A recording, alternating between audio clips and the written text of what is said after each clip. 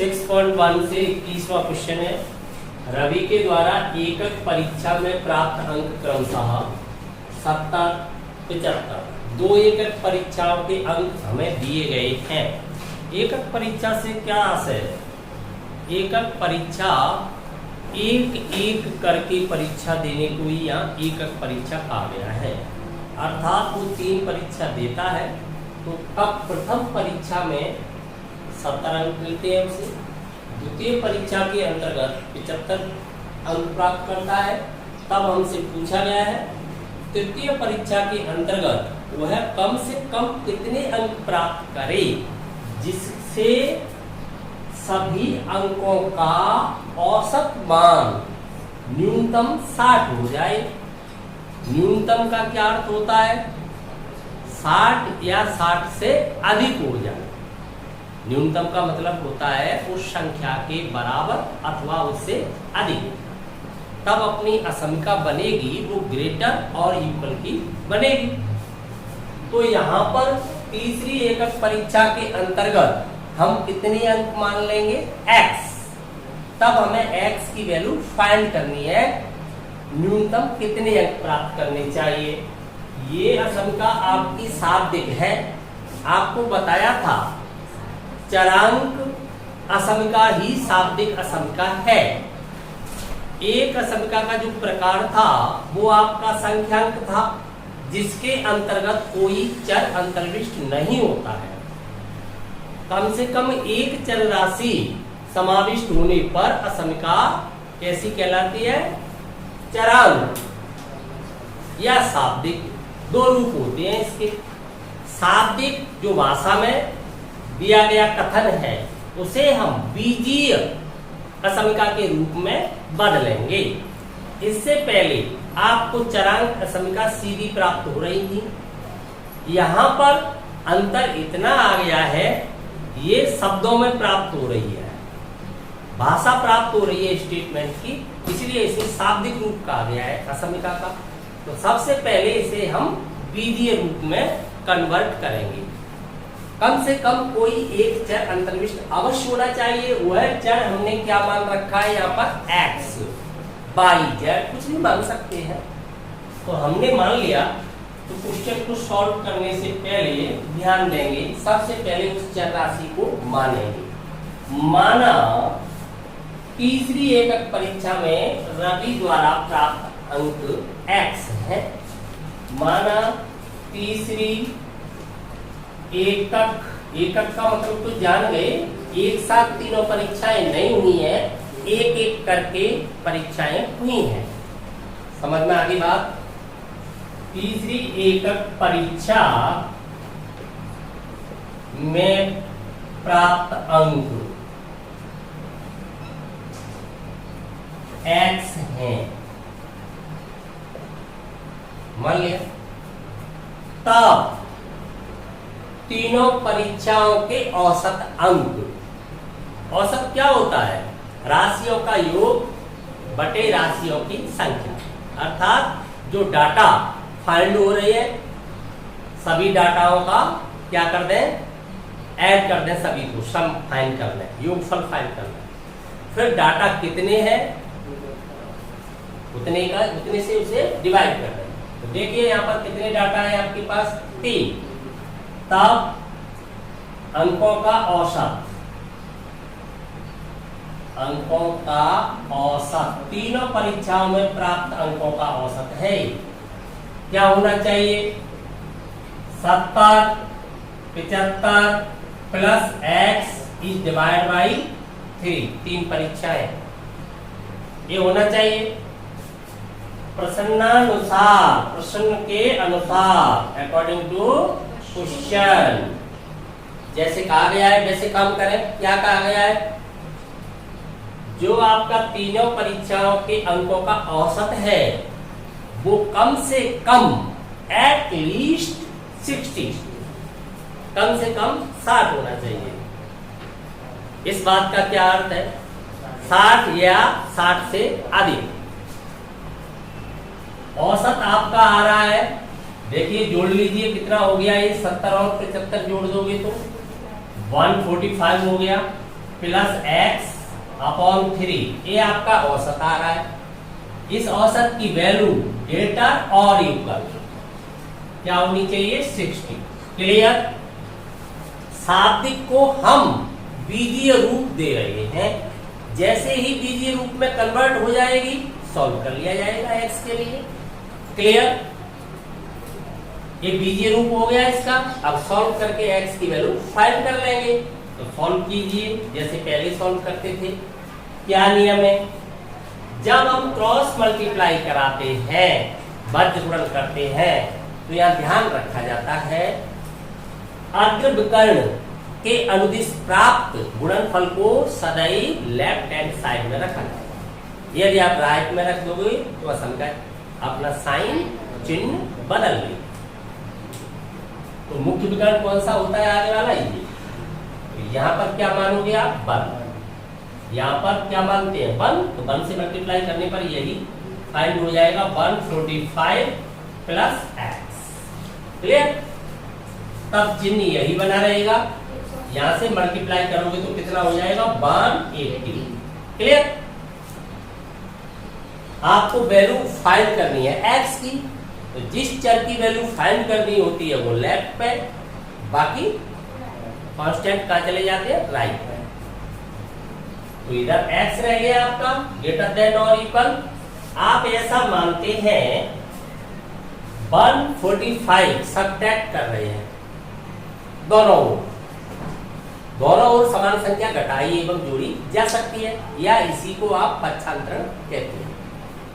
तब ये क्या हो जाएगा 180 माइनस 145। देखिए क्या फाइंड हुआ, x इज ग्रेटर देन और इक्वल, कितना रह गया 35। तो हमें पता चलता है रवि को कम से कम 60 अंक का एवरेज फाइंड करने के लिए, एवरेज प्राप्त करने के लिए तीसरी परीक्षा में न्यूनतम 35 अंक प्राप्त करने होंगे, अर्थात 35 या 35 से अधिक अंक प्राप्त करने होंगे। क्लियर। कोई शक? तो यहां पर लिख दिया जाएगा, अतः तीसरी परीक्षा में रवि को न्यूनतम 35 अंक प्राप्त करने चाहिए।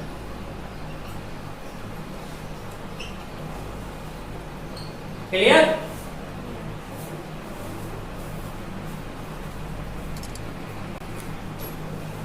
बाईसवां क्वेश्चन देखें। 5 परीक्षाओं में प्राप्त अंक, जिनमें से 4 परीक्षाओं के अंक हमें फाइंड हो रहे हैं। 4 परीक्षाओं के अंक यहाँ पर लिखे हुए हैं। 5वीं परीक्षा में कम से कम कितने अंक प्राप्त करने चाहिए, न्यूनतम अंक हमें फाइंड करने हैं। मान लिया हमने x फाइंड करने चाहिए। तब किसी पाठ्यक्रम के अंतर्गत सुनीता को A ग्रेड प्राप्त करना है। न्यूनतम औसत कितना चाहिए ए ग्रेड के लिए 90। जो क्वेश्चन आपने अभी जस्ट किया है पहले, बिल्कुल उसी पैटर्न पे है। तो आप इसे सॉल्व कैसे करोगे, ये कौन सी असंख्या है चरम, लेकिन कौन से रूप में प्राप्त हो रही है शाब्दिक में। तो शाब्दिक रूप से सबसे पहले बीजीय रूप में कन्वर्ट करें। बीजीय रूप के लिए कोई चर राशि का होना आवश्यक है। माना हुआ चर x है, तो हमने यहाँ पर अज्ञात राशि को क्या मान रखा है x। तो लिखेंगे माना 5वीं परीक्षा। 5वीं परीक्षा से मतलब 5वीं क्लास की परीक्षा नहीं है, एक एक करके 5 परीक्षाएं देनी होती हैं। तब किसी पाठ्यक्रम में ए ग्रेड प्राप्त करने के लिए न्यूनतम 90 अंक का औसत चाहिए। माना 5वीं परीक्षा में प्राप्त न्यूनतम अंक, आप केवल यहां अंक लिख लें, न्यूनतम तो है ही x है, आपने मान लिया x है। तब औसत अंक क्या फाइंड करोगे? एवरेज। औसत कैसे फाइंड करते हो? सभी परीक्षा, सभी आंकड़ों का योग बटे आंकड़ों की संख्या। क्या हो जाना चाहिए? 87 plus 92 plus 94 plus 95 plus x upon 5। 5 परीक्षा है, ये हो गया। अब प्रश्नानुसार प्रश्न के क्या बात कही गई है? जो आपका औसत है, न्यूनतम औसत, वो कितना होना चाहिए? 90। न्यूनतम औसत क्या फाइंड हो रहा है? ये तो ये 90 अथवा 90 से एबव बड़ा होना चाहिए। कितना हो गया इन सभी का योगफल? क्या? 368। योगफल तो जानते कर लिया, 368 हो गया plus x upon 5 is greater than और इक्वल, अर्थात ये 90 से बड़ा अथवा 90 के बराबर होना चाहिए। क्लियर? प्रत्येक स्टेप आपका क्लियर होके चलना चाहिए। एक भी स्टेप अगर डाउट की स्थिति में आ जाता है, वहीं से आपका लिंक कनेक्शन टूट जाता है। मुख्य विकर्ण के अंतिम गुणनफल को लेफ्ट में लाओगे तो 1 से मल्टीप्लाई करने पर यही आ जाएगा 368 plus x। Clear? Is greater than और इक्वल 5 से मल्टीप्लाई करोगे कितना हो जाएगा? 450। x इज ग्रेटर देन और इक्वल ट्रांसफर करोगे तो नेगेटिव हो जाएगा, उधर कितना बचता है आपके पास? 82 बचता है। 82 बचता है तो आपको पता चलता है सुनीता को 5वीं परीक्षा में कम से कम 82 मार्क्स फाइंड करने होंगे, तब वह न्यूनतम 90 अंक औसत प्राप्त कर पाएगी, जिससे उसे ए ग्रेड प्राप्त हो जाएगा। क्लियर? अतः सुनीता को, कैंडिडेट का नाम क्या है? सुनीता है। सुनीता को 82 या 82 से अधिक, ऐसे लिखूं तो एक ही बात है, इसे ही हम न्यूनतम 82 कहते हैं। उस संख्या के बराबर या उससे अधिक, एक ही बात है, आप न्यूनतम लिख दें। अंक प्राप्त करने चाहिए।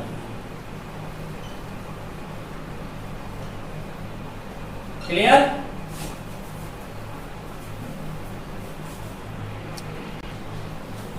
तेईसवां क्वेश्चन है, प्रत्येक विषम संख्या 10 से कम होनी चाहिए एवं उनका योगफल 11 से अधिक होनी चाहिए। ये शर्तें हमें प्राप्त हो रही है। तब हमें उन दोनों संख्याओं को ज्ञात करना है, अर्थात युग्म का क्या अर्थ है? जोड़ा फाइंड करना है, उन संख्याओं का जोड़ा, लेकिन इन कंडीशनों के तहत, अर्थात इन शर्तों के अधीन। कंडीशन क्या है? प्रत्येक विषम संख्या कैसी होनी चाहिए? संख्या विषम, देखिए 10 से कम होनी चाहिए प्रत्येक। दूसरी शर्त क्या है? उन दोनों का योगफल 11 से अधिक होना चाहिए। तो ये दोनों शर्तें संतुष्ट होनी चाहिए, तब हमें उन दोनों संख्याओं को बताना है कितनी युग्म प्राप्त हो सकती है। क्लियर? तो उन संख्याओं को हमें मानना होगा ये शाब्दिक रूप है, तो सबसे पहले बीजीय रूप में कन्वर्ट करना होगा, तो दोनों संख्याओं को मानना होगा। मैं अगर एक संख्या मान लूं तो आप क्रमागत संख्या को स्वतः बता दोगे। मानता हूं, माना विषम संख्याएं हैं,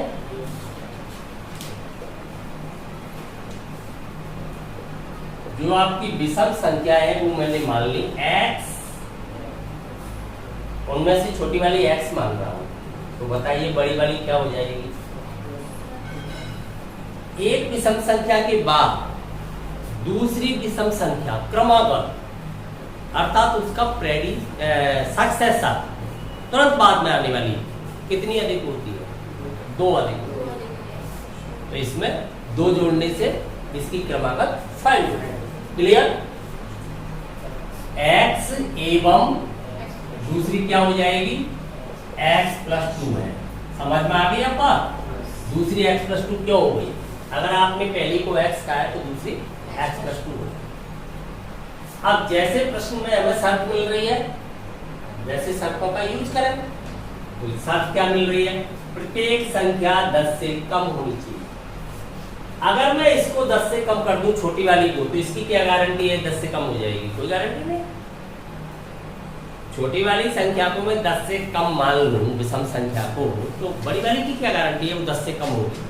10 से कम तो छोटी वाली को 9 को मान लूंगा, तो बड़ी वाली तो 10 से ज्यादा हो जाएगी, 11 हो जाएगी। लेकिन अगर मैंने बड़ी वाली को छोटा मान लिया 10 से, तो ये फुल गारंटी है वो ऑटोमेटिक कम हो जाएगी।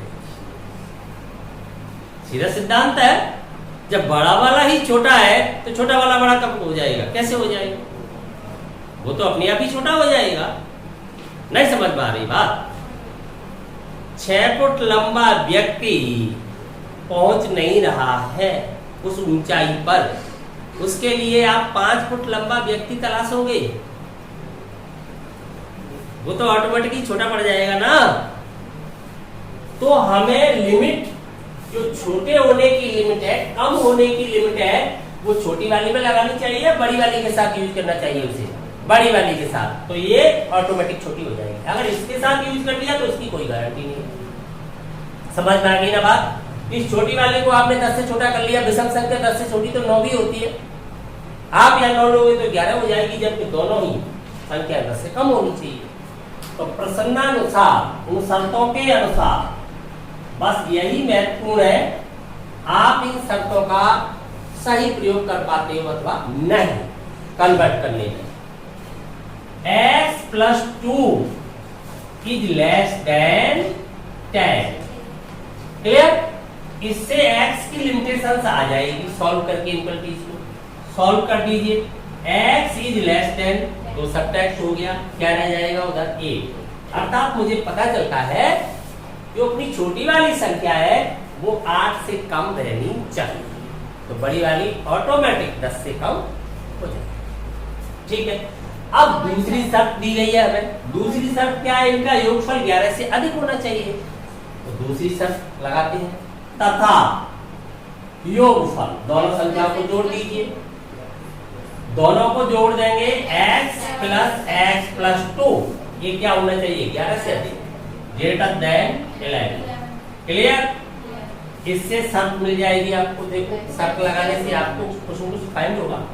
2x हो गया, ये कितना रह गया? 9। ध्यान देंगे इधर, x is greater than 9/2 means x is greater than 4.5। 4.5 है, डेसिमल है यहाँ पर। जानते हो कितना हो गया? ये 4.5।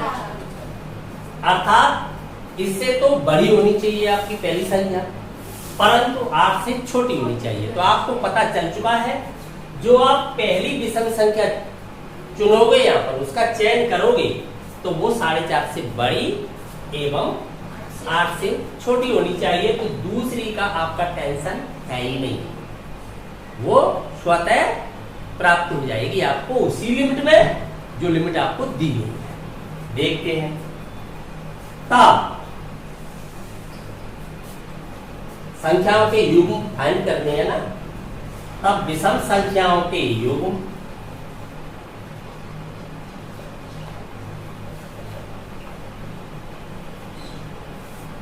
कैसे बनाओगे भाई? पहली x मानी हुई है, कॉमा, दूसरी आपने x प्लस 2 मानी हुई है, यही तो फाइंड करना चाहते हो, यही तो युग्म हुए। पहली वाली x है, फिर x प्लस 2 है, फिर मगर इन दोनों का प्रथम घटक और द्वितीय घटक अर्थात दोनों संख्याओं का योगफल है वो आप जांच करोगे, 11 से अधिक ही होना चाहिए। क्लियर? इन्हें प्राप्त करें, क्या होनी चाहिए? x प्लस 2 युगफल, इनकी वैल्यू फाइंड करना होगा। क्या हो सकते हैं? लिमिट मुझे फाइंड हुई है ना, यहाँ से 8 से तो कम रहना है, 4.5 से अधिक रहना है, तो एक साथ मैं लिख सकता हूँ इन दोनों लिमिटों को। x की लिमिटेशंस ये फाइंड हो रही है, x इससे बड़ा परंतु 8 से कम होना चाहिए। यहाँ से देखूंगा मैं विषम संख्या प्राप्त करूंगा यहाँ से, तो 4.5 के तुरंत बाद कौन सी विषम संख्या आएगी, कौन सा ऑड नंबर है 5। तो मैंने x की जगह क्या ले रखा है 5, तो बताइए फिर यहाँ पर क्या हो जाएगा 7, 2 बढ़ जाएगा।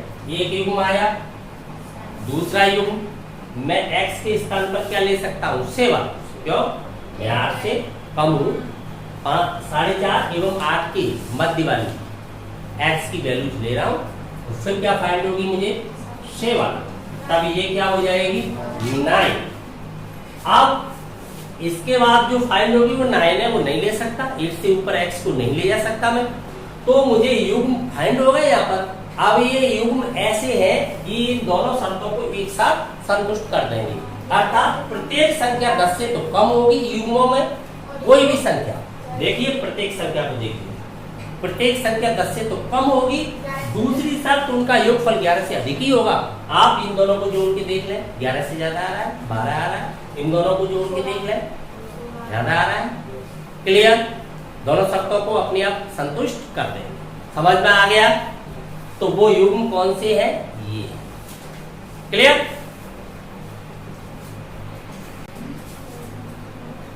क्वेश्चन नंबर 24, प्रत्येक सम संख्या 5 से अधिक, दूसरी शर्त है यहाँ पर उनका योगफल 23 से कम, तब हमें युग्म फाइंड करने।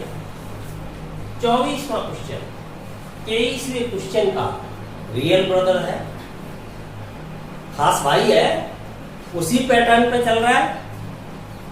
यहाँ पर अंतर इतना है, वहां पर विषम संख्याएं थी, यहाँ पर सम संख्याएं। क्लियर, कंडीशन 5 से अधिक होने की है, संख्याओं को मानना होगा, शाब्दिक से हमें कहा जाना है बीजीय रूप में कन्वर्ट करने के लिए हम पहली संख्या मानेंगे, दूसरी आप बताओ। पहली संख्या मान रहा हूं मैं यहाँ पर, माना सम संख्याएं जो क्रमागत है ना, क्रमागत ही तो मानूंगा मैं, क्रमागत 2 संख्याएं माननी है मुझे, क्रमागत सम संख्याएं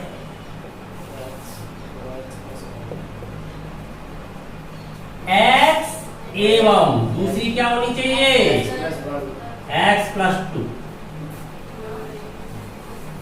सम संख्याओं में 2 का अंतर होता है, क्रमागत सम संख्याओं में कितने का अंतर होता है 2 का, 2 के बाद कौन आती है 2 + 2 अर्थात 4, 4 के बाद कौन सी आती है 4 + 2 अर्थात 6।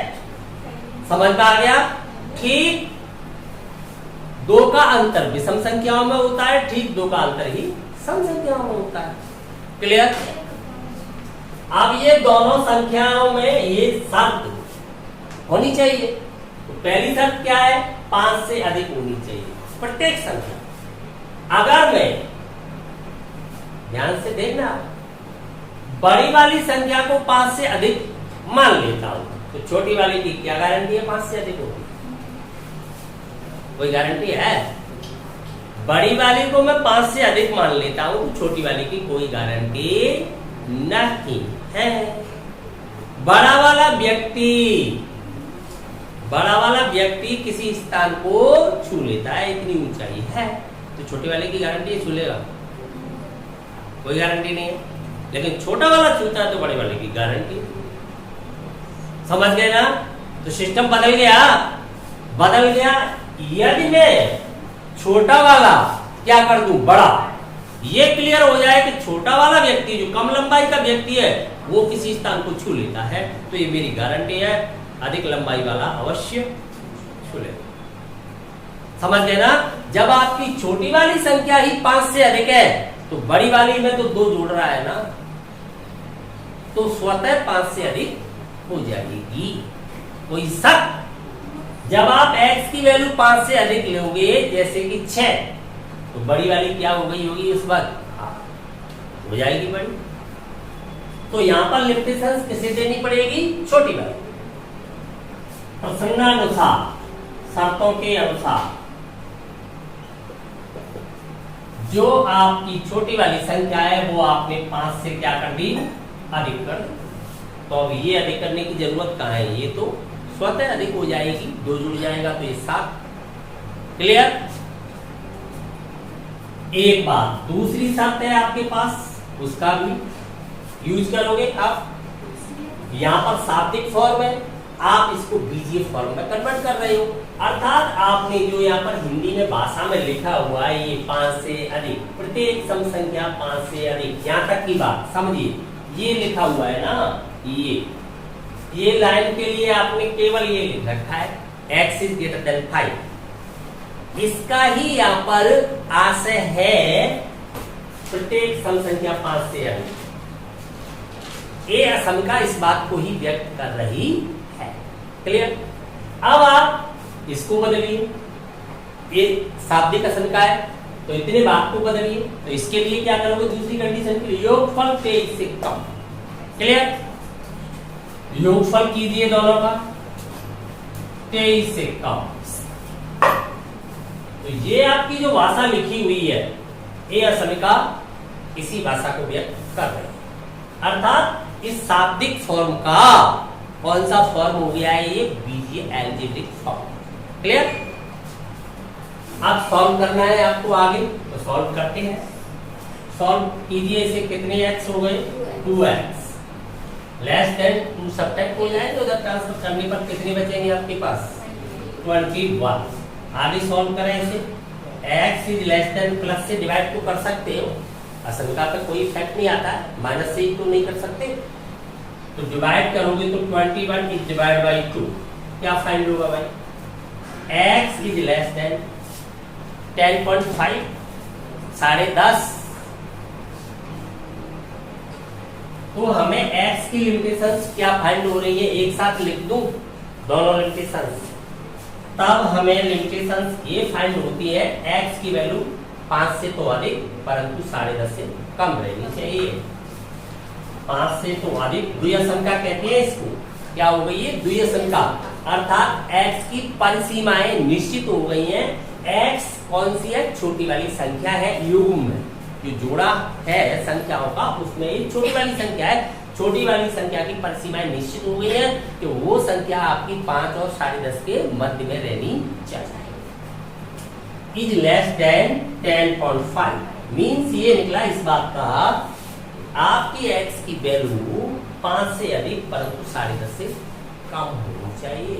ऐसी सम संख्याओं का चयन आप करोगे तो दूसरी वाली ऑटोमेटिक फाइंड हो जाएगी, 2 अधिक है उससे x प्लस 2।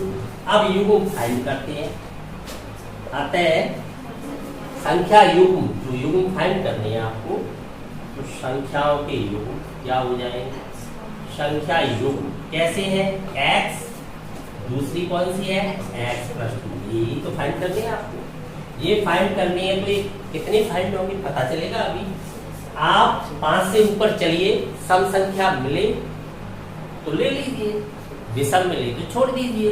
तो सम संख्या 5 के तुरंत बाद मिल रही है आपको 6, आपने x की जगह 6 ले लिया, x की लिमिटेशंस है, x की जगह ये तो 6 लगा रहे हो आप, यहाँ भी 6 लगाइए, यहाँ भी 6 लगाइए, तो ये दूसरी वाली क्या बन जाएगी उस वक्त 8, तो 6 और 8। फिर आप 5 से आगे चलिए, 6 से भी आगे 7 को छोड़ दीजिए, 8 लोगे क्योंकि 10.5 से कम रहेगी तब तक ले सकते हैं। आपने x की वैल्यू 8 ली, आप यहाँ लगाओगे तब कितनी फाइंड होगी, अगली संख्या 10। क्लियर? अब आप आगे चलिए क्योंकि आपको 10.5 से कम होना, 10 तक भी जा सकते हो, 10 भी 10.5 से कम ही होता है, समझ गए ना, तो 10 भी ली जा सकती है। तो इसके बाद आप क्या लोगे, 10 लेंगे तब अगली संख्या क्या फाइंड हो जाएगी, 12। अब यहाँ पर बच्चे को भ्रम उत्पन्न होता है, क्या भ्रम उत्पन्न होता है, यहाँ पर लिमिटेशंस लगी हुई है 10.5 से कम, वो x पर लगी हुई है, आपकी x की वैल्यू है वो 10.5 से कम होनी चाहिए, तो वो 10.5 से कम है ना x की वैल्यू, समझ में आ गई ना बात। अब ये दोनों ही शर्तों का एक साथ पालन करेंगे, युग्म जांच करते हैं, ये तीनों युग्म इन दोनों शर्तों का एक साथ पालन करेंगे। इन तीनों युग्मों के अलावा कोई भी युग्म ऐसा नहीं हो सकता जो इन दोनों शर्तों को एक साथ सेटिस्फाई करे। देखते हैं, दोनों का योग कीजिए, कितना आ रहा है 14। 14 देखिए 23 से कम है, इनका योग 18 23 से कम है, इनका योग क्या आ रहा है 22 23 से कम है। दूसरी शर्त क्या है, प्रत्येक सम संख्या है आपकी वो 5 से क्या होनी चाहिए बड़ी। तो देखिए 5 से छोटा कोई नंबर है इनमें, क्लियर, कोई शक?